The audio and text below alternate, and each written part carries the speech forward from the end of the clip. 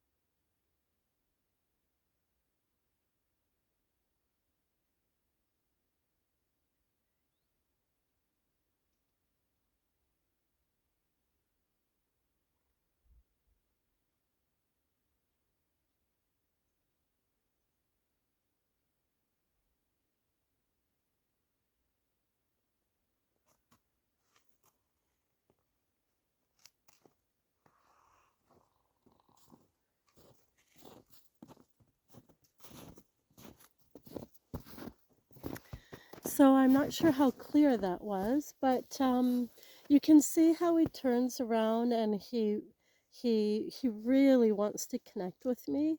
He's very uncertain about what I'm doing. He doesn't really understand it that well. He's trying to understand, but he's a bit uncertain. And when he feels uncertain, he wants to get really close to me with his head. So I just stand with him and I just take big breaths and he takes big breaths and I just wait until he's relaxed and he's ready to go again. So I don't push him, I don't stress him. I want him to understand and I want him to do it from a place of feeling calm and understanding. So he's a kind of an intense horse that way, like he really wants to feel that connection with me. And he really does want to understand. He tries very hard to understand. So I just wait. I just pause and I wait. And then when I feel him relaxing and breathing, then I ask again. And I'll just keep practicing that so that he learns to have me by his shoulder. My hand can be really soft on the lunge. That way I'm not pulling on his face. And then he's learning to read my body language, to follow me to the inside of the circle with his shoulders and then to the outside. And then when I halt, I just use my body language for halt. And I'm putting the whip on the outside hip because when he halts, he always wants to fall out with his hindquarters so he can face me because that's what the wild horses like to do. And so I don't want him falling out with the hindquarters. That was nice to start with because it feels safe for me because I know he's not going to kick me. And when you don't know the horse and he's wild, then you do have to be careful. But he's never shown any aggression ever, ever, ever towards me. So I don't want him falling out with a hindquarter anymore. So I use the whip um, over his back. Okay. And then on the outside, and you can't really see it, but I put it on the outside of his hindquarters, and that seems to be helping with him not falling out so much. He's still doing a little bit, but it was like a big step out before, so that's really a big improvement for him.